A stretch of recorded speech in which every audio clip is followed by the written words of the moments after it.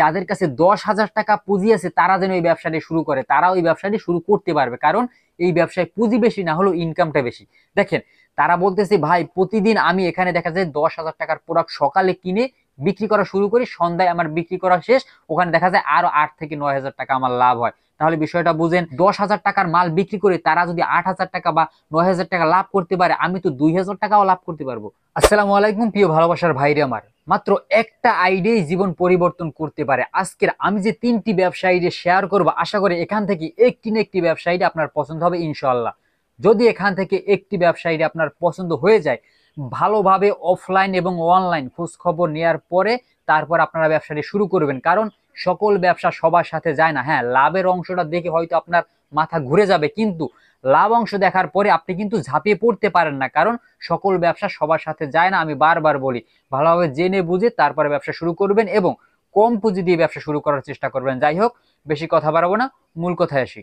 এক নাম্বার যে ব্যবসাটি শেয়ার করব, আমাদের পরিচিত একটি ব্যবসা। হ্যাঁ, আপনার চোখের সামনে এই ব্যবসাটি মানুষ করে প্রতি মাসে লাখ লাখ টাকা ইনকাম করতেছে, কিন্তু আপনি পড়ে আছেন যে না অনেক টাকা পুঁজি নিয়ে হাই কোয়ালিটির কি বিজনেস করা যায়, কি ব্যবসা করা যায়, এর পিছনে পড়ে আছেন। কিন্তু চোখের সামনে মাত্র 50,000 টাকা, 20,000 টাকা, 10,000 টাকা দিয়ে মানুষ ব্যবসা করে প্রতি মাসে লাখ লাখ টাকা নিয়ে যাইতেছে, আমাদের চোখে পড়তেছে না। দেখেন যে খাবারের দোকান, হ্যাঁ এই খাবারের দোকান প্রতিটা গলিতে গলিতে প্রতিটা জায়গায় কিন্তু আছে, বা আমরা আসলে জানি না, বা কেউ আপনাদের হয়তো ভালো করে বোঝাতে পারে না যে আসলে এই ব্যবসা করে কত টাকা ইনকাম করা যায়। দেখেন খাবারের দোকান কি, চা পান সিগারেট, তারপরে দেখা যায় কলা, তারপরে বিস্কিট, এভরিথিং নিয়ে, যে বিশেষ করে চায়ের দোকান, হ্যাঁ এই চায়ের দোকান দিয়েও মানুষ লাখ লাখ টাকা ইনকাম করতেছে।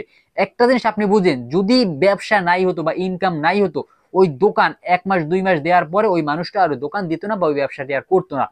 সবাই শুধু বলে যে ব্যবসায় ইনকাম হয় না, ব্যবসায় যদি ইনকাম না হয়, লাভ না হয়, তাহলে ওই ব্যবসা কেউই করতো না। যাই হোক, বেশি কথা পারবো না। দেখেন এই চায়ের দোকান দিয়ে অনেকে প্রতি মাসে লাখ টাকা ইনকাম করতেছে, অনেকে দেখা যায় যে লস দিয়ে ঘরে চলে যাইতেছে। কারণ কি, দেখেন যে প্রথমে যে বিষয়টা আমরা চিন্তা করি যে বেশি টাকা অ্যাডভান্স দিয়ে দোকান নেওয়া যাবে না। হ্যাঁ, এইটাই সব থেকে বড় ভুল আমরা করি। দেখেন যেই মানুষটা প্রতি মাসে 1 লাখ টাকা ইনকাম করতেছে চায়ের দোকান দিয়ে, তার দোকানটাও এমন পজিশনে রাখা যেখানে অ্যাডভান্স দেওয়া লাগছে তার অনেক বেশি। বেশি টাকা অ্যাডভান্স দিয়ে হলেও এমন একটা পজিশনে সে দোকানটা নিচে, দেখা যায় ওখানে বেচা কিনা বেশি এবং ওখানে ইনকামটা বেশি। আমরা কি করি, এমন জায়গায় দোকান নেওয়ার চেষ্টা করি যেখানে অ্যাডভান্স কম। হ্যাঁ, ওখানে যেহেতু অ্যাডভান্স কম, ওখানে বিক্রিও কম, ইনকামও কম। তো এমন জায়গায় দোকান নিতে হবে, দেখা যায় ফেরিঘাট, লঞ্চ ঘাট, তার bus stand, easy bike stand, তারপরে স্কুলের সামনে।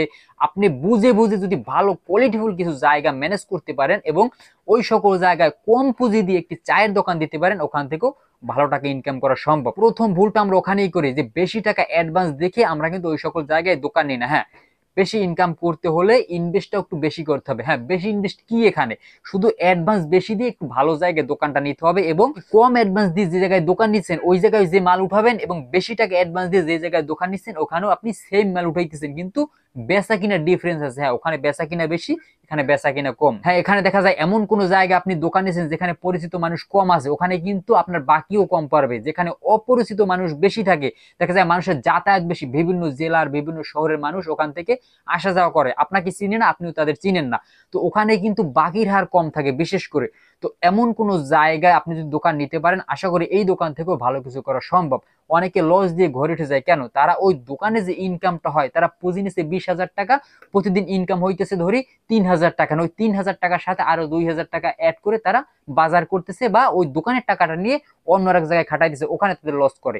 মেইন যে পুঁজি, ওই পুঁজিটা দিয়ে 1 বছর, কম করে হলো 6 মাস বা 1 বছর দোকানে শুধু মাল উঠাতে হবে, যে ইনকামটা হবে ওই পুঁজিটা বাহিরে বের করা যাবে না। যখনই দোকানের পুঁজি নিয়ে বাইরে কোনো জায়গায় কাজে লাগাবেন, তখনই দোকানের টাকায় ঘাটতি বাড়বে, দোকানে লস হওয়ার সম্ভাবনা সব থেকে বেশি থাকে। তো যাই হোক, বেশি কথা বাড়াবো না। এই ব্যবসা আইডিয়া যদি আপনার ভালো লাগে, অবশ্যই ভালোভাবে খোঁজ খবর নিয়ে যারা ওই সকল জায়গায় অলরেডি দোকান দিতেছে তাদের সাথে কথা বলার পরে তারপর শুরু করবেন। আমার কথায়, আমার চ্যানেলের ভিডিও দেখে ব্যবসা শুরু করবেন না। যাই হোক, বেশি কথা বাড়াবো না, 2 নাম্বার ব্যবসায় চলে যাই। 2 নাম্বার যে ব্যবসা আইডিয়া শেয়ার করবো, হয়তো এই ব্যবসার ইনকামের কথা শুনে আপনি বিশ্বাস করতে পারবেন না, বিশ্বাস করতেও হবে না। যারা এই ব্যবসা করতেছে তাদের সাথে কথা বলেন, গুগলে সার্চ দেন, ইউটিউবে আরো ভিডিও দেখেন, তারপরে না হয় বুঝতে পারবেন যে আসলে আমি যে ইনকামের কথা বলছি এই ইনকামটা হইতেছে কিনা, না এর থেকে বেশি মানুষ ইনকাম করতেছে। দেখেন যে রাজাদের ব্যবসা বলতে পারেন, বা সাহেবী ব্যবসা, হ্যাঁ বিরিয়ানির ব্যবসা।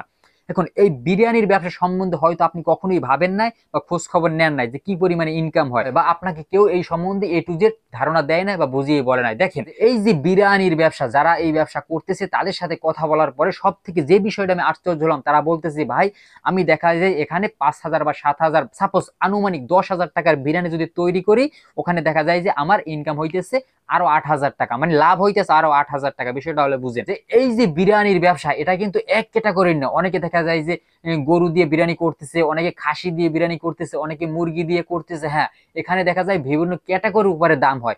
এখানে মুরগি দিয়ে যে বিরিয়ানিটা তৈরি করা হয় ওটার দাম আলাদা, গরু দিয়ে যে বিরিয়ানিটা তৈরি করা হয় ওটার দাম আলাদা। তো এক একটা বিরিয়ানির দাম কিন্তু আলাদা আলাদা। এখন এই বিরিয়ানির ব্যবসা করতে প্রথমে আপনার কি করতে হবে, দেখা যায় যে মাত্র 20,000 টাকা পুঁজি দিয়ে যারা এই ব্যবসা শুরু করছে তাদের সাথে কথা বলার পর আমি বিষয়টা আপনার সাথে শেয়ার করতেছি। আমি এখানে মন গড়া কোনো কথা বলতেছি না।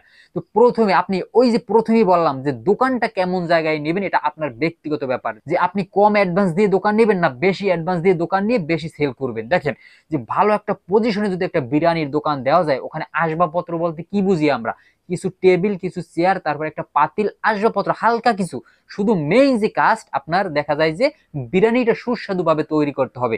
এখানে ইনকামটা বেশি কাদের হয়, যারা নিজেরা বিরিয়ানি তৈরি করে, শেপ রাখে না। হ্যাঁ, শেপ যদি রাখতে চান ওখানে আপনার কিন্তু একটা এক্সট্রা খরচা হইতেছে, আর নিজে যদি এই বিরিয়ানিটা তৈরি করতে পারেন সম্পূর্ণটা কিন্তু আপনার নিজের।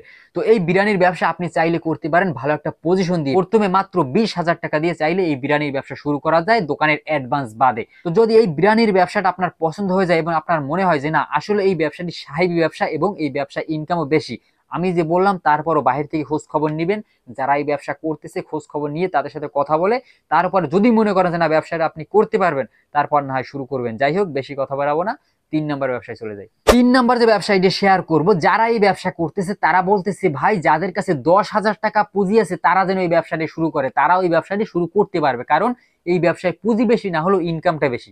দেখেন তারা বলতেছে ভাই প্রতিদিন আমি এখানে দেখা যায় 10,000 টাকার প্রোডাক্ট সকালে কিনে বিক্রি করা শুরু করি, সন্ধ্যায় আমার বিক্রি করা শেষ, ওখানে দেখা যায় আরো 8 থেকে 9,000 টাকা আমার লাভ হয়। তাহলে বিষয়টা বুঝেন যে এটা এমন একটি ব্যবসা, রানিং ব্যবসা। বর্তমানে শীতের সময় কিন্তু প্রচুর পরিমাণে চলতেছে, মানুষ বাসা থেকে বের হয়েছে, রাস্তার ধারে দেখছে, তারা কিন্তু ওখান থেকে খাইতেছে। তো দেখেন যে এই যে ফাস্ট ফুডের একটা ব্যবসা আছে, হ্যাঁ ফাস্ট ফুড বলতে সকল কিছু না, দেখা যায় পেঁয়াজু, তারপরে আলুর চপ, তারপরে বেগুনি, তারপরে ছোলা বুট, তারপরে দেখা যায় সিঙ্গারা, এভরিথিং। হ্যাঁ, এই সকল আইটেম, এই সকল আইটেম একেবারে কম টাকায় কিন্তু তৈরি করা যায় এবং ইনকামটা করতেছে তারা দেখা যায় 3-এর 2। কিভাবে দেখেন যে এই যে পেঁয়াজু, তারপরে আলুর চপ, এবার বেগুনি, এগুলো তৈরি করতে কি আহামরি কোনো ব্যাপার?